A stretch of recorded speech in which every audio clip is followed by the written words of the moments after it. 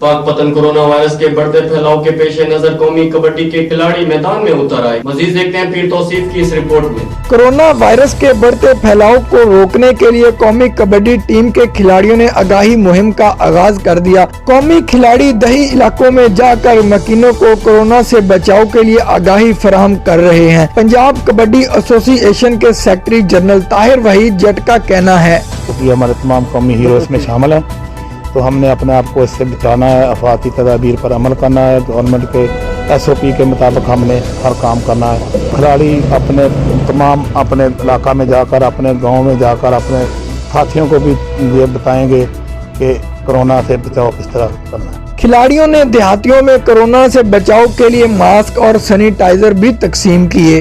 तो हम गाँव जाके अपने अपने इलाकों में ये मास्क और सैनिटाइजर और लोगों को ये बताएंगे कि ये कैसे इस्तेमाल करने हैं और ये इस मूजी मरज से कैसे ये बचना है। कौमी कबड्डी टीम के खिलाड़ियों का कहना है आगाही मुहिम का मकसद देहात के वासियों को कोरोना से बचाना है।